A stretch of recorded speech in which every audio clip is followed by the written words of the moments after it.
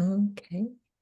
Um, so if again, welcome everybody. If I could actually have someone in the in the chat, just type in the number one if you can hear me, if the audio and video are okay. If you can type that in the chat, I would really appreciate that.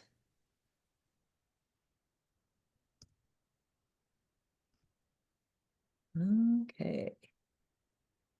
Not. Oh, okay. And so, all right. So, um, or raise your hand. I can see if the audio is okay and the video is okay. Okay, excellent. Thanks, everybody. Appreciate that. Okay. So we started recording. My name is Sarita Echavesi. I'm a professor at UC Riverside, and I'm delighted to welcome two speakers to our webinar. Attorney Megan Guzman specializes in complex um, U.S. immigration cases, including business, investment, and family-based matters. She has extensive experience in federal litigation, appeals, and waivers. She's actively involved in the American Immigration Lawyers Association and multiple bar associations with degrees from UCLA and Loyola Law School.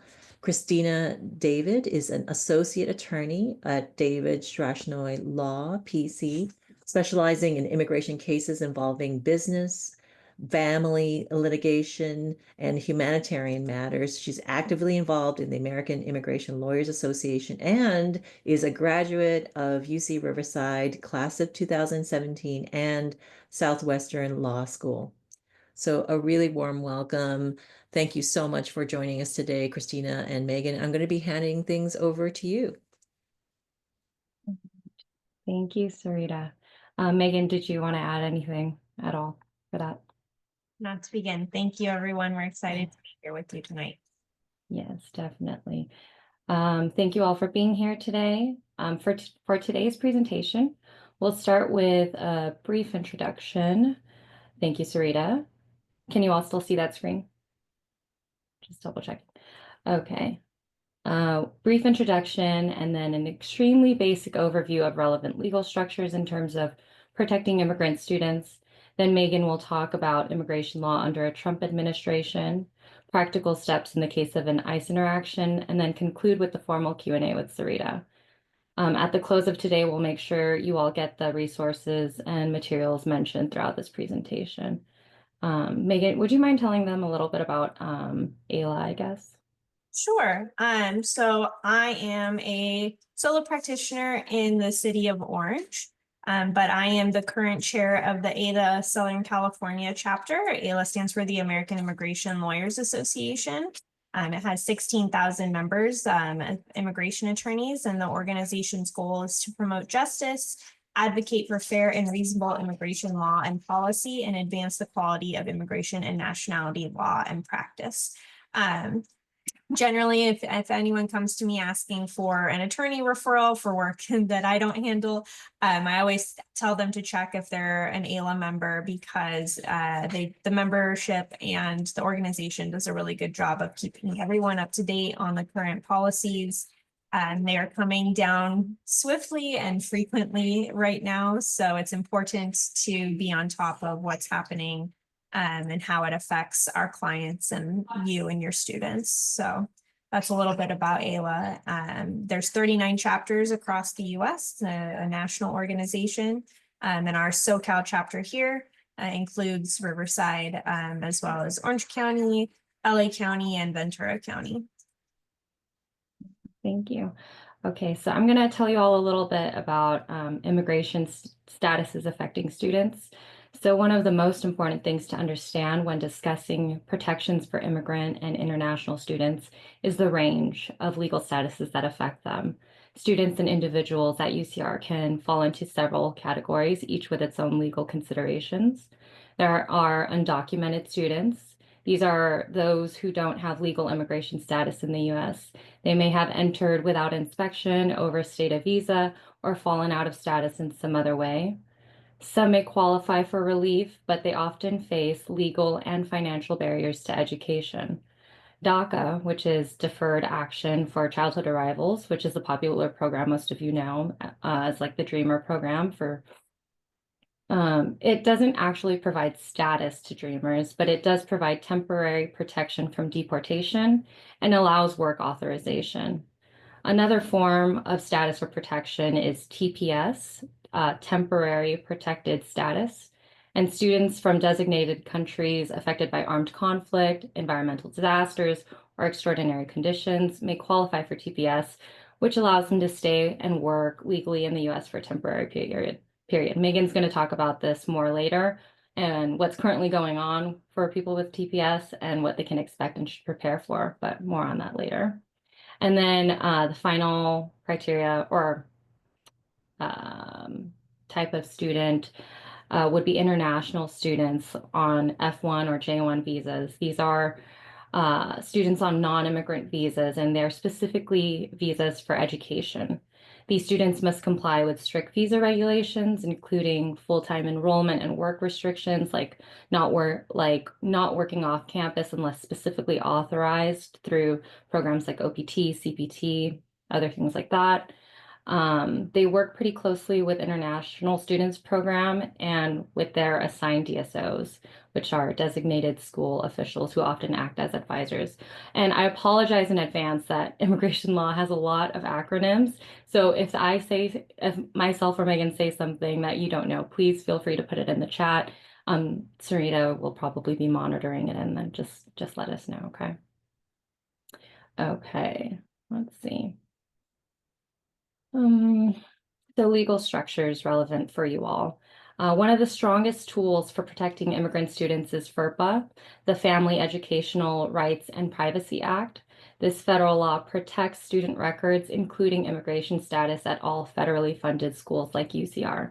It's akin to HIPAA, but instead of doctors being unable to disclose medical records without consent, schools can't disclose student immigration status or other private education records. So that's the main takeaway from FERPA. Some practical steps for faculty and staff is to never ask for or document a student's immigration status. If a student discloses it with you, listen and support, but don't record it in emails or files or of the sort. Direct them to on-campus legal aid, whether it be the International Students Program or their DSO or the Undocumented Students Program. And if ICE requests student information, don't comply immediately, refer them to legal counsel or designated campus officials. But we'll talk more about what to do with an ICE interaction later. But now I'm going to hand it off to Megan, who can provide some insight on what the previous administration or the previous Trump administration looked like before and what we can kind of expect or should expect and prepare for now. Thanks, Kristina. So like Kristina said, I'm going to kind of give an overview of some of the things that happened during Trump's first administration, how they're shaping and framing the administration policies that are going on now, and what we can potentially expect down the line to be coming based on what was done previously. Prior policies that went into effect during Trump's first administration that we expect to come back.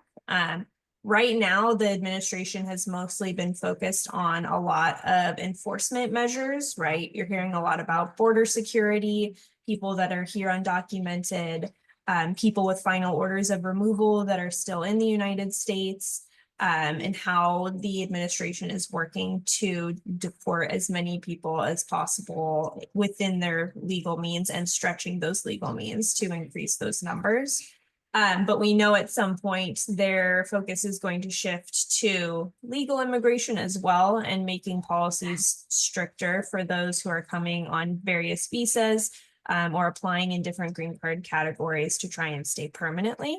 One way they did that in the previous administration that can apply to a lot of research fellows or people in their post-grad journey with finding work in the United States. It was a policy called Buy American, Hire American.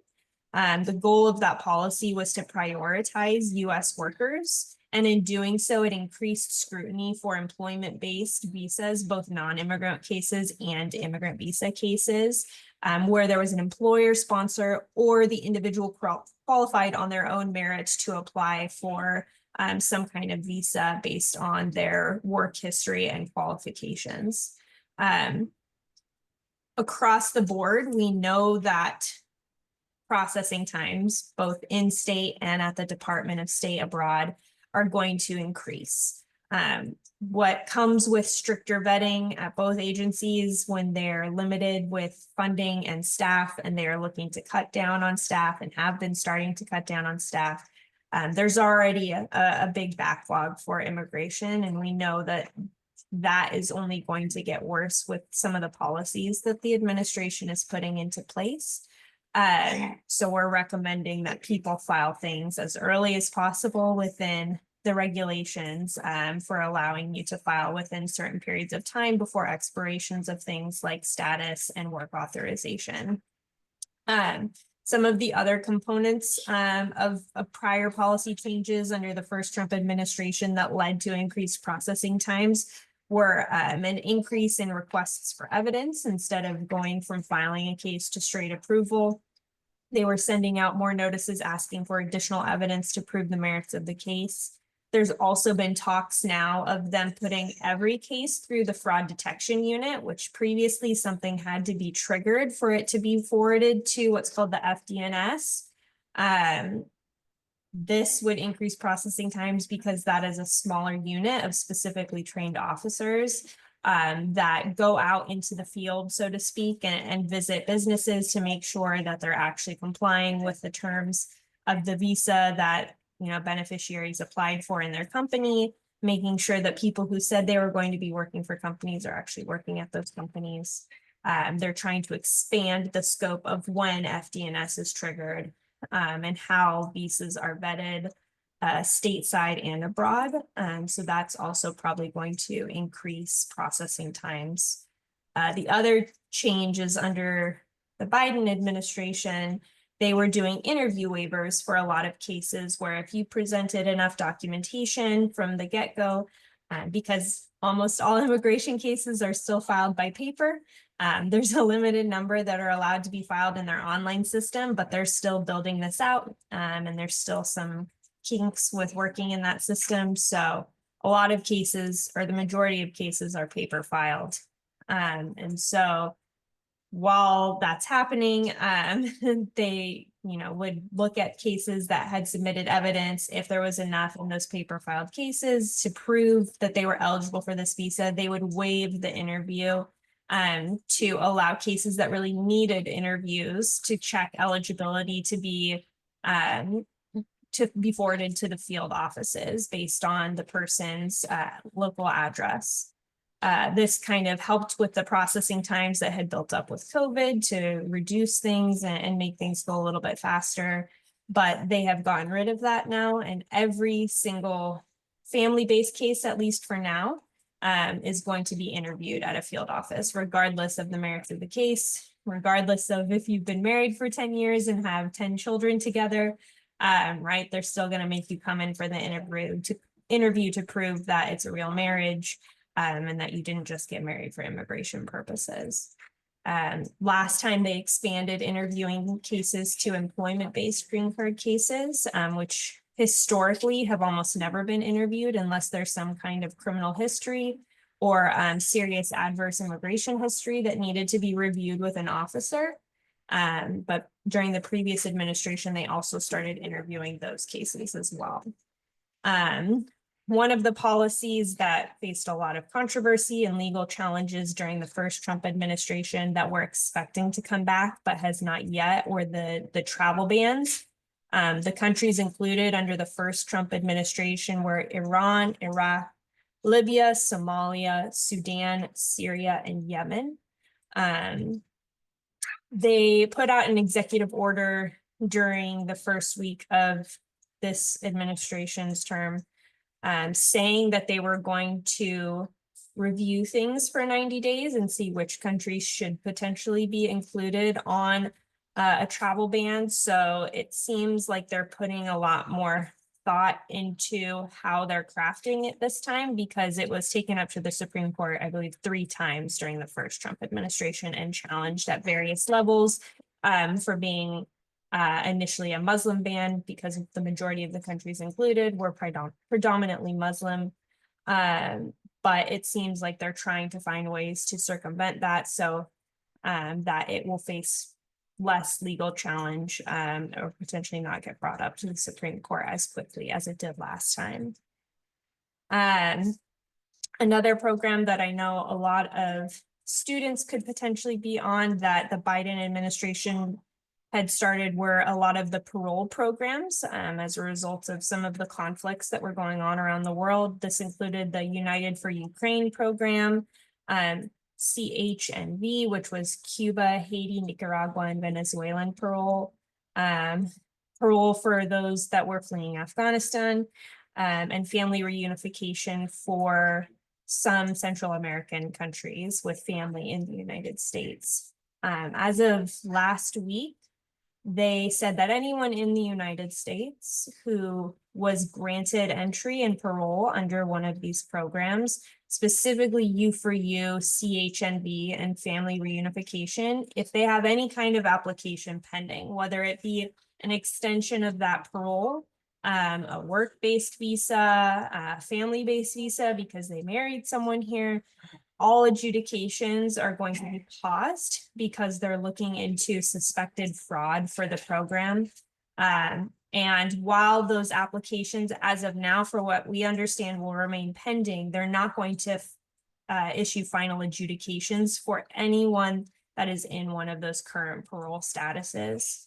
It's unclear if they will continue to extend interim benefits like work authorization for those in those statuses. Most of them are good until about the end of 2025 or into 2026, but that clock is going to start ticking for them with how much, what options they have if they aren't allowed to have final adjudications in cases. In a similar vein as a temporary protected status, like Kristina mentioned, the distinction and the good thing about TPS in comparison to DACA is that TPS is a status. You're considered to be in lawful status when you're on TPS. You can change status in the United States from TPS to a work-based visa or back to a student visa if you decide to go for your master's, your PhD. There's different options with allowing someone on TPS to change status from within the United States. The Biden administration had increased or extended TPS designations for many countries, but this administration has rolled back some of those redesignations specifically for Venezuela, something similar with Hong Kong, and we expect it to be coming for Haiti and a couple other countries as well. That means the current TPS designation is still in place. Those people still have status, but future extensions and designations have been done away with. The most immediately affected being those from Venezuela. I believe the TPS status is set to expire in April. So that leaves, I think it was almost 200,000 individuals on TPS from Venezuela with, no option or having to look for other options very quickly. The final thing I kind of want to touch on, DACA and international students and the kind of policies that we can expect. Right now, there hasn't been anything affirmatively put out regarding DACA. People that have approved DACA advanced paroles to travel abroad anecdotally have been okay with traveling and returning to the United States as long as they have a valid parole document that authorized international travel. This can be a big deal for DACA holders that potentially get married because it allows them to get a green card from within the United States instead of having to process abroad at consulates. LAX isn't too far from Riverside, and that has still been seen as a friendly post for DACA recipients with advanced parole coming back into the United States. Though most immigration attorneys aren't recommending long periods of travel right now. So if you are granted a DACA advanced parole, we're recommending shorter periods of travel to have that reentry for potential other options for DACA holders. Though we do know, while they haven't gotten rid of it yet, they did try and get rid of DACA advanced parole under the previous administration. So how long that benefit will last right now has yet to be seen. The other thing is stricter scrutiny for international students. We've got some of the formal Q&A questions that were specifically tailored to students that participated in protests that were supporting Palestine, and the conflicts going on between Israel and Gaza. And there was an executive order that came out specifically targeting those on student visas who participated in protests, saying that they would cancel those visas or not issue renewals if there was proof that those students participated in those kinds of protests. The executive order also kind of reached in asking universities to help in monitoring compliance with this executive order. But this hasn't been seen in practice yet. When we get to the formal Q&A, I'll go into some of the details of it more. But in general, we can expect stricter scrutiny for student visa holders when they're applying either for new student visas or for extensions of their current student visas. So part of that is, preparing students ahead of time for their interviews, making sure they understand the program they're going into and can explain that to a consular officer when they're trying to get their visa extended. And just kind of before we go forward, as a disclaimer, because I know this is being recorded, this is all current as of today. And as immigration attorneys right now, that's about all we can guarantee is what's happening today. Things are changing very rapidly for us and for those affected. And so if this is watched down the line, some of the things we're saying today might not necessarily be applicable tomorrow, a week from now, a month from now. But if you have any questions after watching this, and something's changed from what we said, Kristina and I are both welcome to you reaching out to us and clarifying something if it applies to you or a student and you want further guidance and resources. All right, thanks, Megan. Okay, so let's talk about a situation that we do not hope for, but is something that we should still be prepared for. And I realize we might be going over the time, but I hope that that's okay with you all. Okay, so what happens if ICE, Immigration and Customs Enforcement, comes to campus? First, it's important to remember that our goal today isn't to create panic. It's just to educate and empower you. The reality is that ICE needs a certain level of called reasonable suspicion to come up to an individual's home or to conduct mass enforcement actions. They need this reasonable suspicion that an individual doesn't have status. So it's important for you to know your rights to ensure the safety of students and your broader community at UCR. So where can ICE go on campus? In public spaces like campus grounds, parking lots, and sidewalks, ICE is allowed to be in these areas without a warrant because they are considered to be public. However, their ability to stop, question, or detain someone still requires that reasonable suspicion I was talking about, that they don't have lawful status. And they can build on this reasonable suspicion, which is why it's so important for you to assert your right to remain silent. But I'll talk about that more in a little bit. On the other hand, there are these things called sensitive locations, which have restricted areas that people expect to have some privacy. These places include classrooms, dorms, health centers, and other private areas on campus. ICE cannot enter these locations without a judicial warrant, or unless there's an immediate public safety concern, but that's just an exception. The general rule is they need a judicial warrant. It's also important to note that you can designate a space as private with clear signage. like certain communal areas. I know that there are plenty of spots around campus where the signage can be put up. If you hold office hours in a more communal, easily accessed area, like the outside of the library or a garden, you can say you can designate it as private for the purpose of office hours. Obviously, clarify with UCR administrators if you're able to do so. I wouldn't want you to just be putting these signs up everywhere just because, you know, I don't know if that would be appropriate. Okay. Let's see.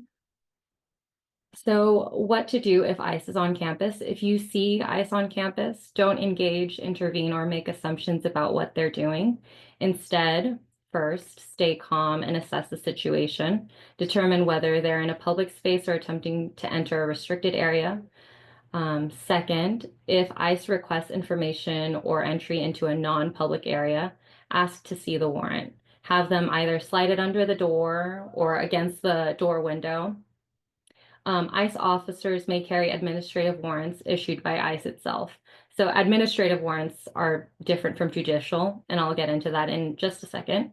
But these actually don't grant them the legal right to enter private spaces. A valid judicial warrant must be signed by a judge, clearly identify the individual they're seeking, and it's, you know, from the court, signed by a judge. Then here we go. Number 3. This will all be accessible later. Okay. If the document is labeled an ICE administrative warrant, it could be Form I-200 or I-205. It's not a valid warrant for entry. You don't have to comply, but I know that that's pretty uncomfortable to say, but you could verbally state, I do not consent, and then just simply don't interfere with next actions. Notify UCPD and University Council as soon as possible. If it is a judicial warrant signed by a judge, then it may grant them authority to enter the designated space. But it's still important to read it fully and then notify legal counsel and campus personnel. So as you can see here, the judicial warrant, can you see my mouse or no? Yeah, we can see your mouse. Oh, okay, perfect. So you can see here, United States District Court, issued by a court, and then it'll, here, the next page is here. This is the sample of an ICE warrant, where you can see here would be signed by an authorized immigration officer, not by a magistrate judge. So this is the ICE warrant that you don't really need to comply with. And then here is the a judicial warrant, another one, because here you see judge's signature. It describes a specific time of when they can do it, and then it specifically describes who, what, where, and when of the search and seizure should be happening. And again, United States District Court. And then here's another version. And then these will all be sent to you as well too. So here you'll see the specific location, and then right here, the court finding that there's probable cause to be located within the business premises. Okay, but you get the idea. Go back to the previous one real fast, Kristina. This one or this one? Yeah, this one.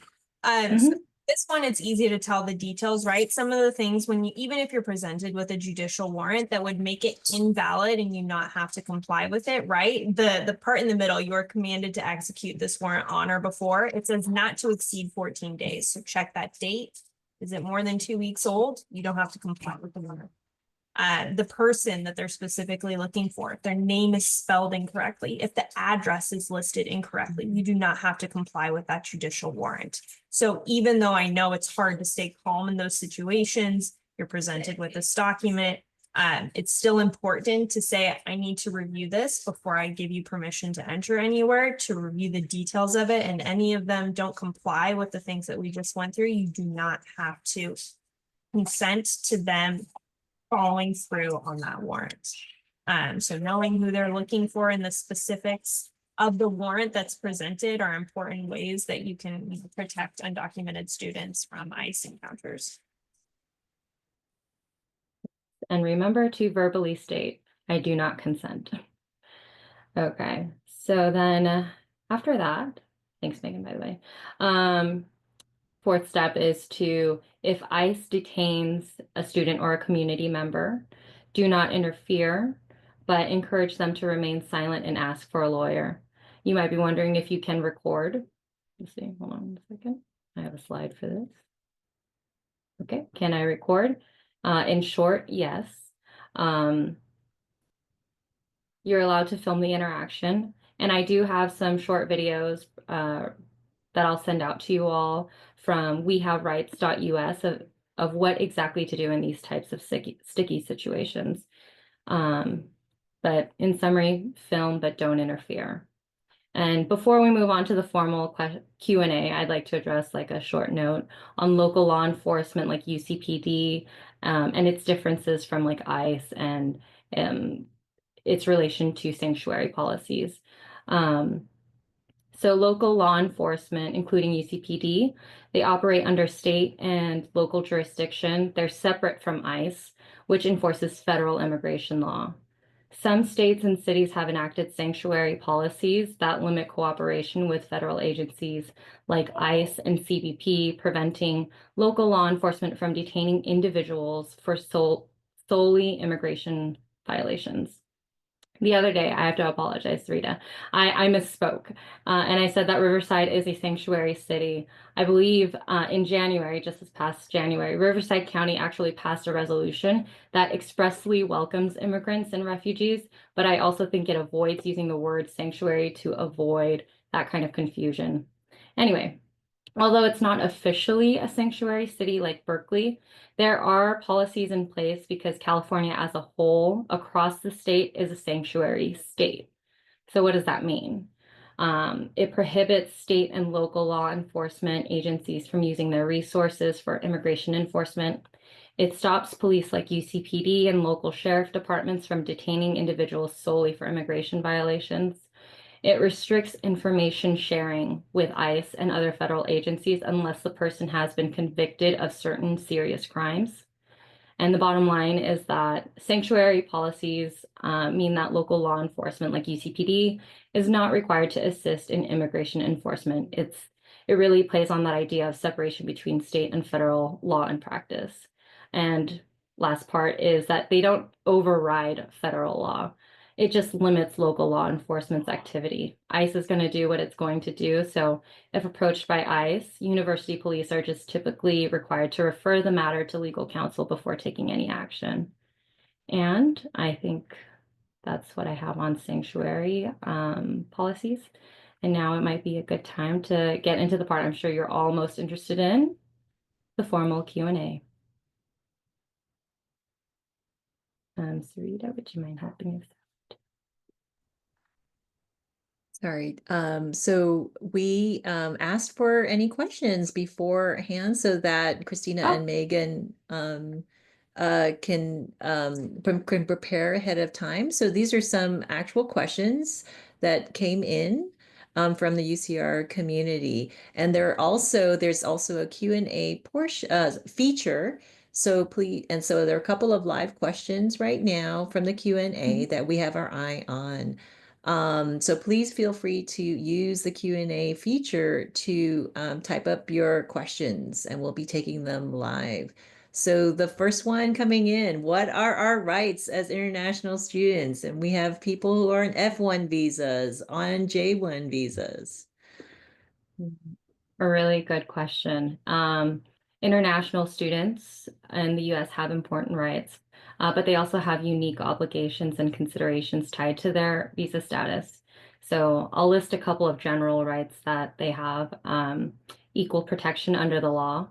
While you're in the US, you are entitled to equal protection under the US laws. If you ever face legal proceedings, you have due process rights, meaning you can challenge accusations and have access to legal representation. Freedom of speech. You do have the right to express your opinions and participate in peaceful protests and engage in advocacy, just like US citizens, but you have to be mindful that arrests or legal issues could affect your visa status. And it's always a very, very good idea to stay informed about the risks with exercising these rights. and access to legal assistance. If you experience discrimination, labor violations, or other legal issues, you have the right to seek help. Many universities, like UCR, have legal aid services specifically for international students. But while you are access to this kind of help, you're not entitled or guaranteed to it as if it were a criminal violation. I think Megan will probably interject at some point about that, but I'll just finish off with some visa-related restrictions. Keep in mind when you're exercising these rights that your stay is tied to your visa. You must maintain visa status. This includes staying enrolled full-time unless an exception is approved, not working off campus unless specifically authorized through OPT or CPT, maintaining sufficient ties to your home country and demonstrating you have the means to afford tuition. And like everything, compliance is key. And unlike US citizens and permanent residents, international students must carefully follow immigration regulations to avoid falling out of status. A small mistake like dropping below full-time enrollment or working without authorization can have serious consequences, including visa revocation. If you're ever unsure, don't assume, make sure to ask, talk with your DSO or an immigration attorney, and make sure you're in compliance. Yeah, Megan. Yeah, and like Kristina mentioned, right, there's a distinction between immigration law and criminal law as far as your right to counsel. You are given the right to access to counsel, right? You're given the option of having an attorney, but you're not going to be appointed counsel if you're placed in immigration court proceedings, because immigration law is considered administrative law and not criminal law. Whereas with the criminal court system, right, if something were to happen, you were to get arrested and charged, then you would be entitled to representation regardless of whether you can pay for it and because of your status. So you'd be guaranteed defense counsel in criminal proceedings. Immigration court, unfortunately, does not have the same kinds of considerations. So while you have the opportunity to have an attorney, if you can't afford one, or you haven't found one, there's not going to be one appointed in the court system for you. It's your burden to find an attorney and choose one to represent you should you do so. Someone asked in the Q&A, is it possible that ICE agents are in plain clothes? Yes. We unfortunately know that ICE does not always follow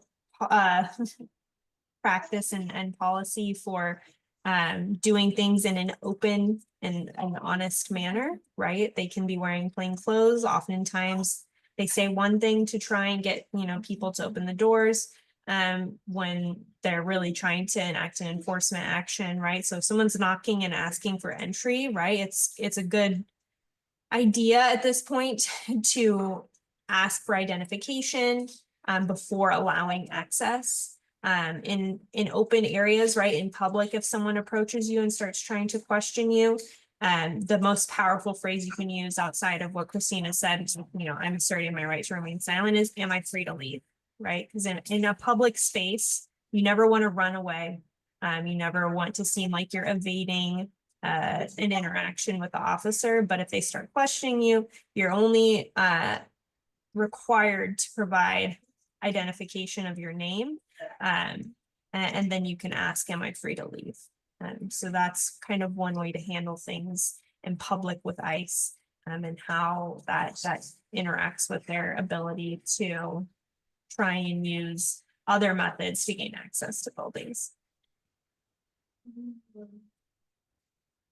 One of the other compliance related for student visas specifically, like Kristina mentioned, she talked about not working off campus and keeping a full course load, right? You also want to make sure that your tuition is being paid on time, because part of the requirements for a student visa is that you can show you have the means to pay for your tuition and your living expenses without having to rely on work, because they want to make sure that people aren't working without authorization. And I would expect stricter scrutiny with that for future visa renewals.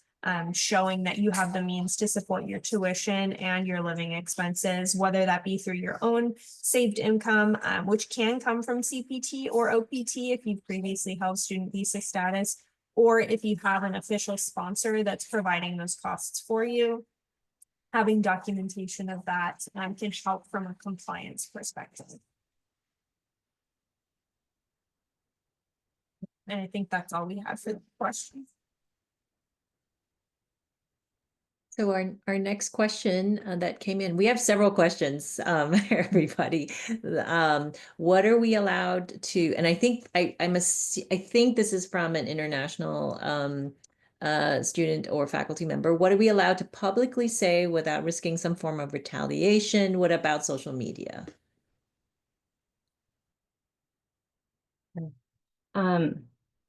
As an international student, your visa requires you to comply with US laws.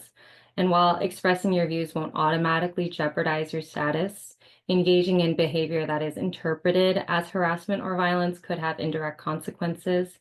And as we're kind of aware about this administration, is they're interpreting pretty intensely, I suppose. And as far as social media goes, just remember that posts can be reviewed during your visa renewals or immigration screenings. So just be mindful of public online activity. Yeah, Megan. I think it's also important to note, right, what you're posting, like Kristina said, what you're posting on social media accounts is reviewable by those consular officers. Previously, it was mostly done leading up to approval of a visa or before a visa interview where they were reviewing these accounts. But based on a new executive order, we're expecting them to do something called continuous visa monitoring more frequently, where after you've approved and you're in the United States, they still might periodically review your social media and other information to make sure that you're complying with the terms of your visa. So it's important to be cognizant about what you're posting on social media and what's reviewable to the public.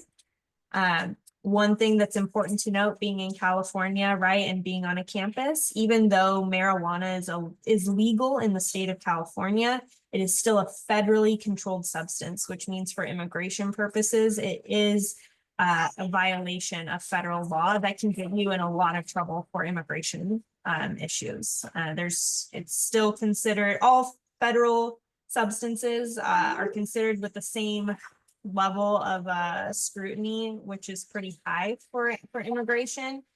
So it's important to be aware of, gatherings that you're at, what other people are doing, and then if you're in pictures related to that kind of activity, making sure that it's not something that you're being included in.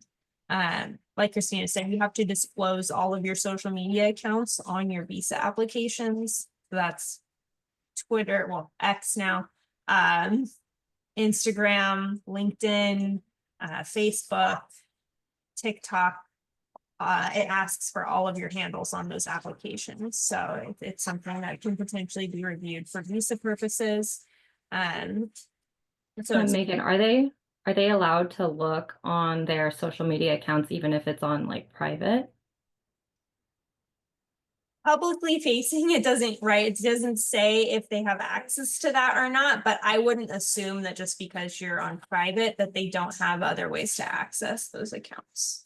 They go through a lot of visa applications on a regular basis, right? You have to think about volume versus resources and the number of officers that are out there to review this kind of thing. But I also wouldn't assume that just because your profile's on private that they're not going to try and look at it. Okay. Should they be more careful when they're entering like ports of entry at like LAX or at the border or anything like that? Yes. So if you're entering on a non-immigrant visa, so an F1, a J1, even as a permanent resident, right? The CBP officers can still ask to look at your phone. You can refuse. The consequences of that based on your status vary, right? If a CBP officer asks to look at your phone or your computer when you're re-entering the United States as an LPR, you really just have to answer questions about your identity and your permanent resident status. Beyond that, if they start asking you things that make you uncomfortable, they start asking for passwords, they want you to unlock your phone, you can refuse. It might make your secondary inspection a lot longer. They might get frustrated with you, but as a permanent resident, they have to allow you entry. As a non-immigrant on a student visa, though, right, that you can refuse, but what's the result of that going to be? Most likely, they're going to refuse you admission. At worst, they're going to expeditedly remove you, which is going to carry a 5-year bar. So if you get to a point in CBP questioning where you feel like the officer is getting to the point where they don't want to admit you, or they're trying to get information from you to potentially find you inadmissible for various grounds, it's better, if possible, to ask to withdraw your application for admission, as opposed to letting it get to the point of them issuing that expedited removal order. If you withdraw your admission, right, you have to return to your home country, but there's no removal order associated with that withdrawn application. At that point, you can reach out to an attorney, a colleague, kind of reassess what needs to be done to fix any potential issues based on the line of questioning that CBP was engaging in, to reapply for a visa and then return to the US, right? That's a lot easier to remedy than those expedited removal orders, which require very specific waivers in order to come back to the US within that 5-year period. Just some follow-up questions from the live chat on this topic. What if I deactivated my Facebook profile but not fully eliminated? That's one live question. Another one is, are international students or faculty not protected by First Amendment rights? Yeah, so you have to think, right? The internet's forever, right? The Wayback Machine allows you to access things. Maybe you previously had your profile public and made it private. That doesn't mean that the previously public content isn't available out there. So, right, it's just being cognizant of what was there and what is still accessible. But then again, balancing that, like I said, with resources that they realistically have available. You're probably okay if you deactivated it, but you just never know with what they're going to go looking for, depending on accessibility, right? Go do a Google search yourself, see what pops up when you put your name in. That can kind of give you an idea of the content that's available out there. As far as our international students and faculty not protected by First Amendment rights, we're kind of going to get into that in some of our more specific protest-related Q&As, but right, this administration is pushing the bounds of what is considered protected and what they can do in light of those constitutional protections, right? Right now, a lot of these executive orders have been put out there in theory, but they have not actually been put into practice. One of those is the executive order specifically related to pro-Palestinian protest movements and international students, right? They've put it out there, but it hasn't really been implemented yet as to how they're going to enforce it. And because of that, there haven't really been any legal challenges to it yet, right? Because to challenge a policy, generally you need a plaintiff that's been affected by that policy in a negative way to have grounds to bring a lawsuit. So unfortunately, it's gonna take some kind of interaction, event that triggers some kind of enforcement action from the Trump administration based on that executive order, and then a legal challenge, right? With the grounds of it being First Amendment protected speech. This is First Amendment protected speech, and that shouldn't matter whether or not you're an international student, an undocumented person, or a US citizen, right? First Amendment applies to anyone on US soil. So that's one of the things that as immigration lawyers, we're pushing back against, right? It's their policies have to still comply with the Constitution. And while they're trying to bend things to make it seem like it fits what the Constitution allows, that's part of the legal challenges that are brought with these executive orders. I think we can go on to our next question. I'm afraid, and there's some questions live right now that kind of are right in this category. I'm afraid of traveling outside the country, though I'll have to due to conference and personal reasons, family reasons. Do you have any guidance that will alleviate my fear and stress? Do you recommend that I go out of the country, or should I avoid traveling at this time? And I think these are F1, J1 students. I think it's completely understandable to feel anxious about international travel, especially with these changing immigration policies, especially with travel bans, like the scare of travel bans coming up too as well. While travel always carries some risk, there are ways to minimize it and ensure a smoother return. For if you can, and if you can, limit travel as much as possible if it's not absolutely necessary. Avoiding travel reduces potential visa or reentry issues. Be extra cautious if your country was previously on the list of travel ban countries in the previous administration. Make sure all your documents are in order. Make sure you carry your valid passport. And if you have dual citizenship, bring the one that matches your visa. If your visa stamp and any required, bring your visa stamp and any required travel authorization like your I-20s or DS-219, 2019s with a travel authorization signature. If you're on DACA, make sure you have the original advance parole document, no photocopies. They really, really emphasize having the original documents. It just makes things a little bit easier for you. And then just be prepared for the extra screening, whether it be scrutiny as well as time delays. So you're going to probably face additional questioning at customs. Answer honestly but concisely, and carry the supporting documents related to your studies or your work.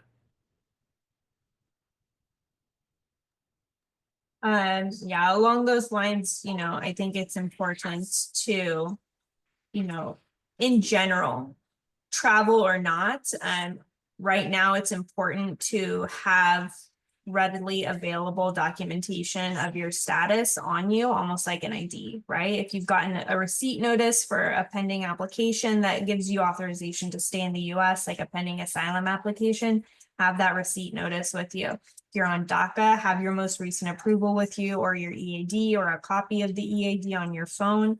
That can help you a lot in interactions with ICE that could potentially come up, or with border agents as well when you're re-entering the US. Having documentation, everything makes everything much easier. The caveat with that for international travel, right? Even though it's harder, you try and limit what you have when you're doing international travel. I would recommend having printed documentation, like support letters from faculty, your I-20s, just because having an electronic copy and trying to show them on your phone then makes it much easier for them to want access to other things on your phone. So if you have physical copies of things, it should allow you to interact with CBP on a much more positive basis. If you have documents that show, here's why I'm here, here's who you can confirm it with. And if you do have letters from like faculty helping, showing the program that you're involved in, having their contact information on those letters and informing them ahead of time, I'm going to be traveling, just in case someone reaches out to you to confirm. You want to make sure that they're available and their contact information is there in case CBP does go through trying to contact them and confirm that the information in that letter is correct. Like Kristina said, in general, expect things to take a lot longer. So if you can, don't plan travel where you're coming back and you're supposed to go to classes the next day, right? Just in case some processing takes longer, something were to happen, right? You want to have a little bit of wiggle room between when you're entering and when you need to go back to responsibilities, whether that be work-wise or study-wise. Just be prepared in that aspect. You can always consult with an attorney too ahead of travel, right? If you're nervous about traveling, we can kind of prepare you based on your specific circumstances of things that would be helpful to bring with you. Though, in general, across the board, right? We know things come up with work obligations, family emergencies, where international travel is necessary. But I think kind of the general consensus across the board right now is if you can avoid international travel, it's best to do that right now, especially within those 90 days, right, that I mentioned, with them still assessing travel bans. Spring break is going to fall right around that 90-day period, right? So maybe for spring break this year, unfortunately, you stay here just while all that's being assessed, because, if you're out and a travel ban comes down, it's much harder to get you back in than assessing what kind of travel will be permissible from in the US and then leaving once some kind of travel ban comes down. We have a question live. If you have any specific guidance for faculty and students from India in terms of exiting, entering, re-entering. I mean, there hasn't been anything specifically referencing India to my knowledge at this point, as far as like increased travel restrictions, other than the fact that processing times for India with, you know, getting visa appointments, if you have to do renewals of any kind, those processing times and the wait for appointments there is pretty lengthy. If you have international travel plan to other countries, even if you're a citizen or a national of India, specific posts will allow you to still do visa renewals at outside posts from your home country for non-immigrant visas, as long as you have a valid reason for being in that country. There are considerations you want to take into account, probably with an attorney if you're going that route, but that's something to consider with India if you do have to, you know, go with travel there or have visa processing there. Someone mentioned traveling and missing classes. That can be a big red flag for CBP. If you're trying to re-enter after the semester starts or after classes have started, you can expect them, depending on how much time it's been, right? If you're talking 1 or 2 days, a week into classes, right? You have an excuse for why it took you a little bit longer to re-enter, that's one thing. But if you're like a month into when classes is supposed to start and you're re-entering after a prolonged period of time outside of the US, you can expect CBP to ask you, well, the I-20 tells me that classes started a month ago. What are you allowed to do classes remotely? Why weren't you in the US when your term started? That's definitely something to take into account with travel for a student visa, because it could cause issues with CBP that they'll question you about. I think we're ready for our next question. And Kristina and Megan, if it's all right, I just saw question number 8. So down the line, that actually question number 8, if you could please actually delete that question, that does contain a little too much personal info. So for number 4, though, I need to renew my visa every year. Should I be worried? How do I reduce my stress about this? Sure. I think the first thing that you can really do is just stay on top of your renewal timeline. Always start early and follow all requirements, and ensure you maintain compliance with your visa conditions. Again, full-time enrollment, follow those work restrictions or stay within them. Again, do things as early as possible. And then when you are planning for coming back, and also just expect long processing times just generally, even for the renewal process. Second thing that I would recommend is be mindful of dual intent issues. So if your visa doesn't allow for dual intent, like F1 and J1, and for those of you who don't know what I'm talking about, there's, Megan, how do I explain this? So when you're every foreign national, there's a presumption from the start that you have immigrant intent, meaning you want to come to the US to live and remain permanently. Your burden as the visa applicant to show, I'm just coming here temporarily to study. Here is all the ties that I maintain in my home country to show that I'm going to return when I finish my program of study, my work responsibility, whatever it may be. So even if you've been on a student visa for a long period of time, right, going from bachelor's to master's to PhD potentially, right, it's still important, especially if you're doing a visa renewal abroad, to show I still have family here that I'm going to return to. This is my plan post-grad if I want to return, if I have to return home.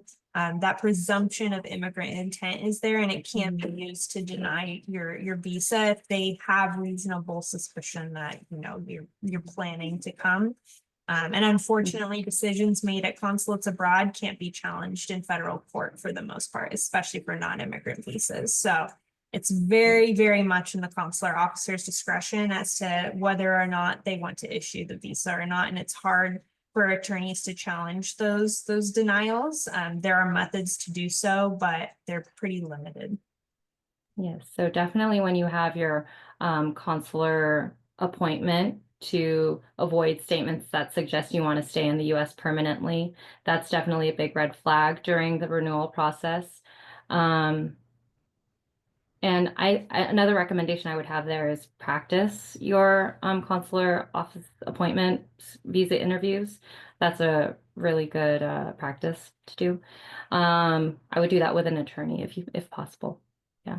And then third, keep strong documentation, have the proof of academic progress, your financial support, and like Megan mentioned, your ties to your home country to show you meet all the renewal criteria. Yeah, so that's what I have for that. How about you, Megan? Typically, right, when you go for a visa interview or a renewal interview, you're up at the window for 2 minutes, maybe.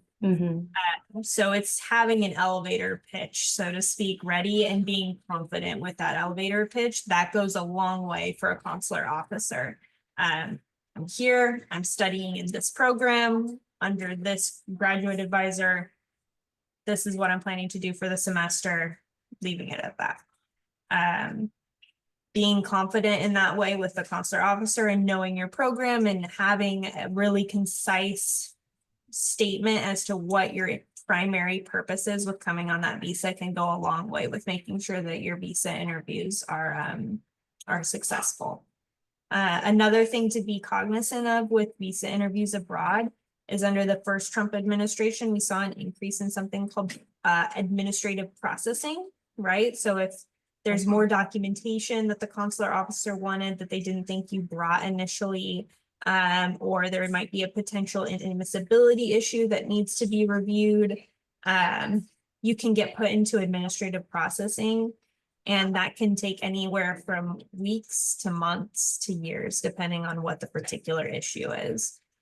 So if possible, being as prepared as possible for that initial interview so you can avoid administrative processing is advisable or the best route that you can hope to take. And while it's not always avoidable, depending on your immigration background or your country of origin, it's something that you try to avoid if possible, and you can do that by being prepared.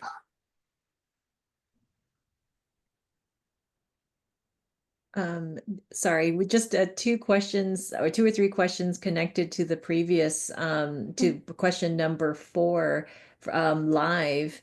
It is from a J1 student. If my PhD takes longer than usual, I'll need a visa renewal. How do you think this will be affected? Another question is, how will academic training approvals be affected for J1 visas?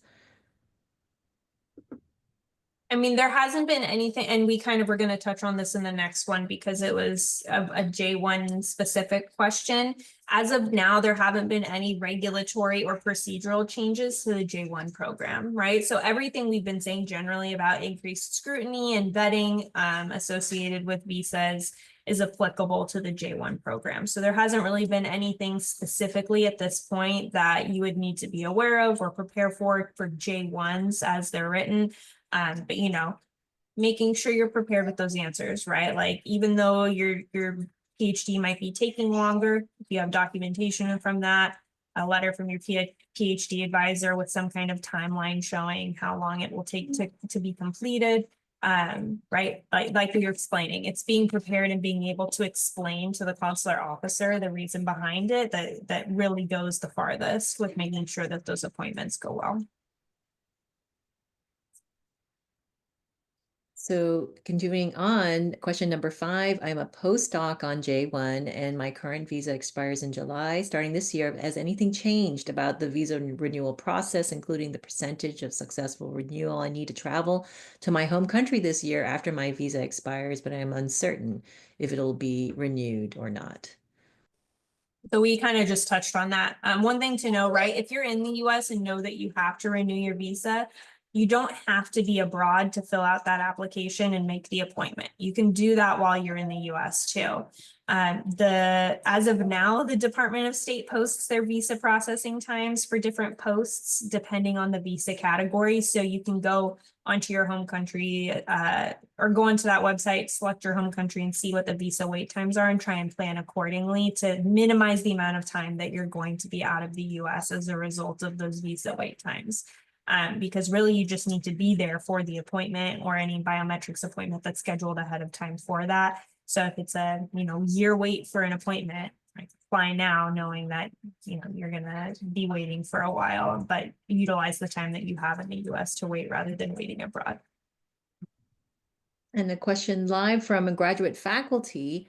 It seems like as graduate advisors, we should be supplying our international students with letters. What should these letters include?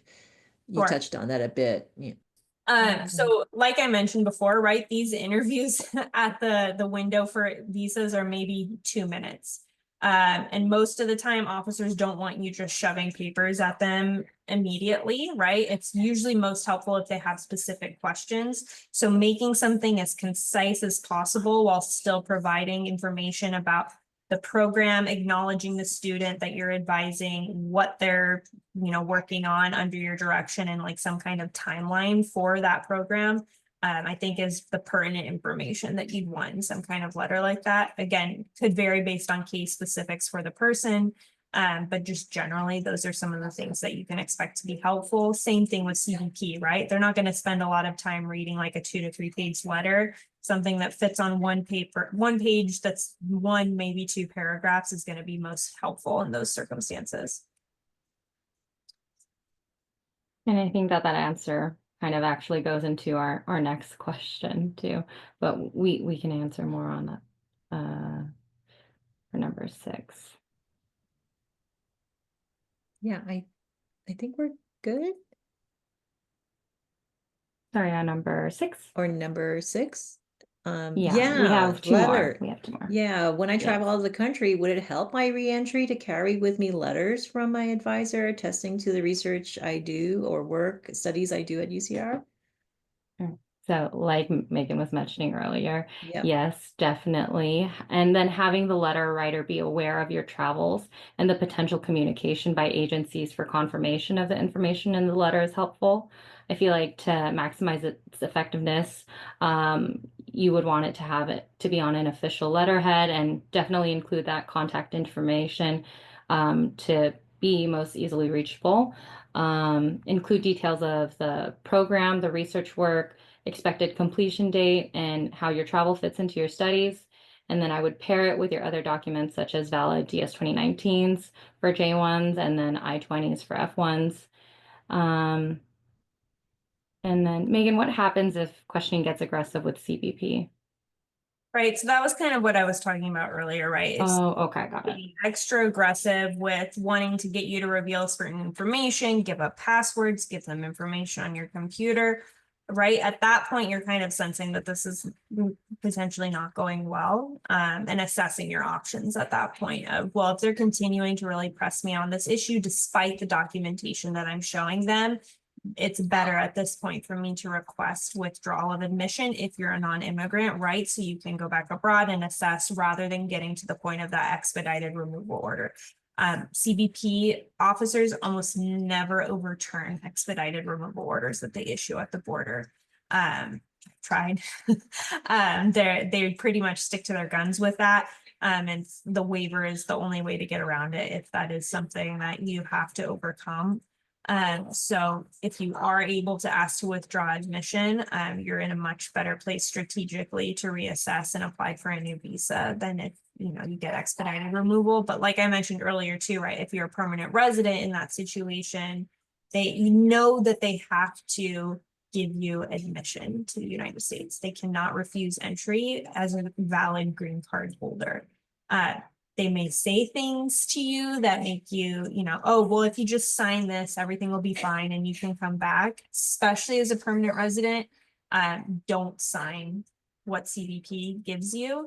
You know, say if they're trying to get you to sign something, you technically don't have the right to an attorney at the border, because you aren't technically availed of US protections at that point. But if you feel your rights are being violated, or they're trying to do something that is not in your best interest, it's important to have an attorney's number or a legal org's number, and ask to be able to contact them during that interaction if you feel that you're in a compromising situation with the CBP officer.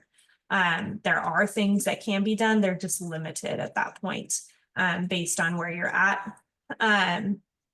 But knowing your rights, even with CBP officers, and that's one of the resources that Kristina is going to send out, right? With what to expect based on your status at the border and what you can realistically say no to.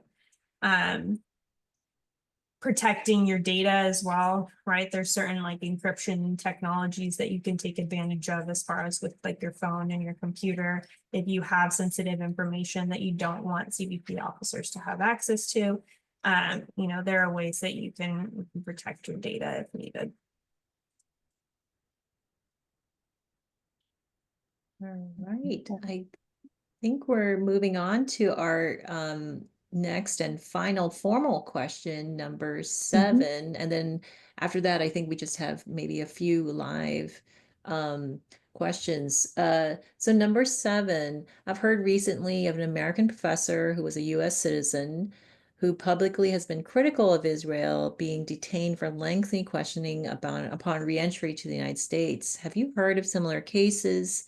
Given the crackdown on pro-Palestinian expression on campuses, should faculty and students of all legal status be worried about being detained and at the border? And in addition to that, a live question, how can we support students who may have participated in protests? Yeah, this is definitely one of the more kind of complicated matters that, like I said, in theory, this executive order is out there, but in practice, we don't necessarily know how it's being implemented. You know, the closest thing I have to analogize to at this point was under the first Trump administration, there were immigration attorneys that were doing a lot of cross-border work, right, for asylum seekers that were being forced to remain in Mexico, but still wanted to take advantage of asylum in the United States. There were attorneys that would go back and forth between Mexico and the US to provide those kinds of legal representation and protections. Sentry is a program that allows for expedited travel across the border, and a lot of those border workers were stripped of their Sentry status without warning or notice, to make it more difficult for them to travel across the borders, right? There was an immigration attorney in Southern California that actually got deported from Mexico because of information that the US immigration had put in the system because of the work that she was doing with asylum seekers across the border. And, you know, there were immigration attorneys lined up at LAX to support her when she was coming back because of, you know, the questioning she had to endure because of that. And while a difficult and horrible situation, right, that's one of the things, like I mentioned before, as a US citizen and as a permanent resident, they have to let you back in, right? It's your right to re-enter the US. And that's one of the privileges and protections of being a citizen and a green card holder. If there's some kind of allegation of criminal activity as a permanent resident, upon returning, they still have to allow you to enter, but they could put you into removal proceedings. But you have the right to appear before an immigration judge and defend your case. And it is, as a permanent resident, it is the department's burden to show that you were removable, not to show that you are allowed to stay. It's not your burden at that point. It's their burden to show that you are not removed or that you are removable from the US. So, you know, as far as how to support students that have actively protested in the past, it's hard to say at this point because we don't know how they're going to enforce that measure. But let's say that they have to reapply for a visa, right? They haven't exactly said what the consequences of that is going to be, just that they're going to strip student visas potentially at this point. But it doesn't necessarily say if they'll be allowed to apply for new renewals. If they are, right, you as a faculty could write a letter of support to include with their visa application, because most likely in a situation like that, that person is going to go through administrative processing, regardless of how prepared they are for the interview, because of their potential activity and protest, theoretically, right? Like I said, we don't necessarily know how this is going to be put into practice yet. One of the other things, right, that's more potentially as a UC policy or as a school-wide policy is something to discuss among faculty or advisors and counsel for UCR in general. I mentioned earlier that the executive order kind of asks university to police within itself and identify students or faculty that were potentially taking part in protests that arose to the level of harassment or violence, right? That's kind of the standard or the language that they use in the executive order as to the people they're specifically going to be targeting for these visa revocations.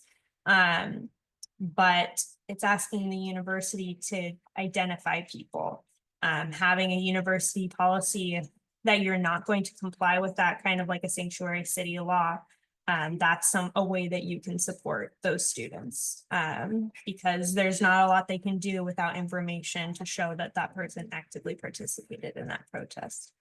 As far as, future potential protests or things that come up for students that to want to exercise those First Amendment rights, regardless of their status, right? It's looking at levels of organization for protests, and right, there's different roles that people can play in protest and exercising their First Amendment rights that carry different levels of risk based on their status.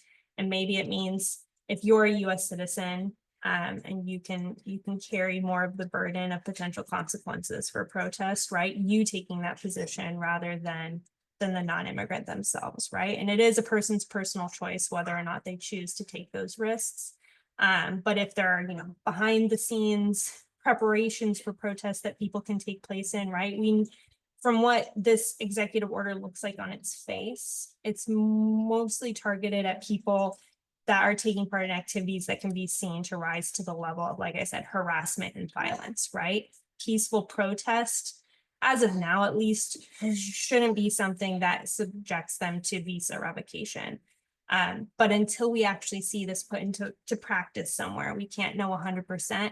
And I expect if someone does have a visa revocation specifically related to peaceful protest, that there's going to be a federal lawsuit on that as quick as we can blink, because it is protected speech.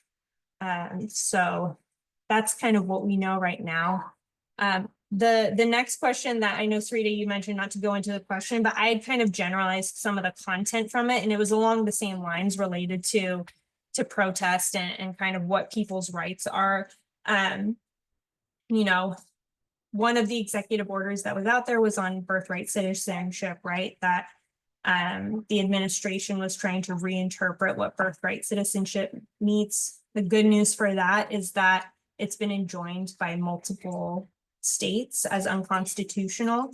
It's not a final order, but as of now, it's not going into practice. And it's also helpful to look at the actual language in the executive order as to how they were going to be interpreting birthright citizenship or people that weren't afforded birthright citizenship anymore. It's forward-looking. From what you can tell on the executive order, it doesn't look to be retroactive. So it's not looking to strip citizenship or naturalization from people that previously were afforded birthright citizenship. And it's also specifically limited to people whose mothers were unlawfully present when their father was not a US citizen or permanent resident, or if their mother was here lawfully but had temporary status, so like a student visa or a J-1 visa, and father was not a US citizen or permanent resident. Overbroad, right, is what most of these courts have said so far, unconstitutional at best. So hopefully there won't be more traction on this issue. As far as denaturalization, right, there was movement during the first Trump administration to kind of build out a denaturalization unit within USCIS. but resources again, right? For an administration that's looking to reduce the number of federal workers, but then potentially would want to create this denaturalization. How many people do they actually have to review the hundreds of thousands of millions of naturalization applications that have been approved in the past? For criminal revocation of naturalization, meaning that there was some kind of criminal charge related to naturalization, and that someone was trying to willfully conceal ineligibility for naturalization, there's a 10-year statute of limitations. For civil denaturalization, there is technically no statute of limitations, but you would have to show that the person was not actually eligible for naturalization at the time of application, meaning that they weren't actually a lawful permanent resident. They didn't have the good moral character that's required at naturalization, which sounds kind of like an overbroad requirement, but there are specific things that would consider you not to have good moral character written into statute and regulation. So most likely you would have to have found that the person actually didn't comply with one of those good moral character bars to go forward with denaturalization. That you weren't actually continuously present for the amount of time required for naturalization, or that you didn't avail yourself of the principles of the Constitution, or that you weren't actually supporting the US Constitution. And the evidentiary standard for denaturalization is the equivalent of criminal proceedings, right? Beyond a reasonable doubt. Clear, convincing, and unequivocal evidence for civil standards. So the burden of proof is pretty high in order for denaturalization proceedings to actually be initiated. And there has to be factual evidence that's read in favor of the person being denaturalized, right? So they're going to view the facts in the best light for you if denaturalization was something that they wanted to see. So know that the person had asked about the possibility of that. The standards for it are pretty high and require a showing that the person wasn't actually eligible for naturalization at the time of application, not for activities that took place after application. It's how it's being read currently. So I wouldn't worry as much about the denaturalization component yet because that standard is so high. Thank you so much, Megan. And thank you for, putting up your email addresses. Kristina and Megan also have compiled a list of really great resources. I know there's a lot coming at us right now, but if you'd like to receive these, I will be circulating them broadly on campus. But if you don't get them for some reason, please feel free to email me. I just put my email in the chat, sarita.c@ucr.edu. I know we're almost there. We just do have maybe 2 live questions that I wonder whether you have some advice. The first question is coming back to the possibility of, a travel ban. Isn't India, together with China, among the possible target countries for the travel ban? And then the second and final question is back to ICE and interactions with ICE. Do minors have the same rights as adults in terms of how they might interact with ICE? And I think those will be our last questions. As far as minors interacting with ICE, the same kind of like rights and privileges apply as far as when you're allowed to refuse to respond. If a minor is approached by ICE without a parent present, they can ask for their parent or guardian to be present before they're questioned. Not guaranteed that ICE will comply with that, but they can assert that right and then assert the right to remain silent based on what we talked about before. And the second question, as far as travel ban countries with India and China, right? Realistically, India and China have some of the highest visa travel numbers of all the countries in the world, right? I don't think they would have a travel ban that would carte blanche deny visas or create a travel ban for everyone in India and China, right? I think there would be specific parameters of the types of visas that they would potentially be restricting for a travel ban related to those countries.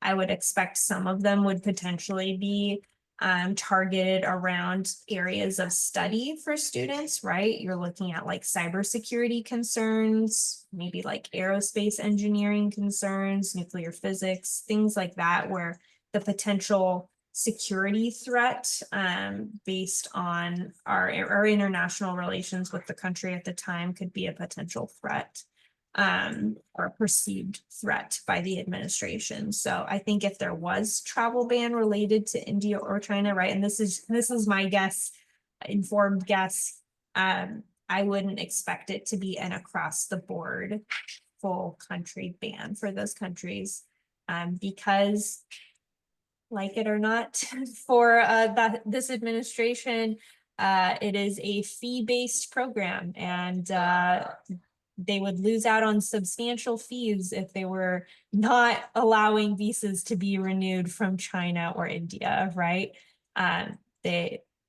While they have a lot of policies, they also seem to prioritize what's going to bring in money or save money potentially. So I would also consider that to be part of their evaluations and whether or not they're actually going to include those countries on travel bans. Well, thank you so much, Kristina and Megan. And I really appreciate all of your work behind the scenes, not only for this webinar, but clearly all the different cases, simple and complex, that you've been working on.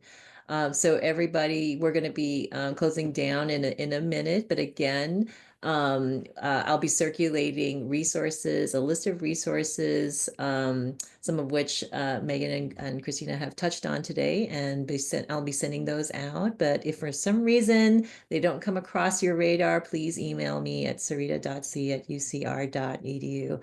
Otherwise, everybody, please take care. And thank you so much, Kristina and Megan, and appreciate Kristina. Welcome back to UCR. Come back anytime. Thank you. No, thank you for having us. And thank you for inviting and welcoming and arranging this event for us, Professor. Take care, everybody. Thank you, everyone. Thank you. Bye.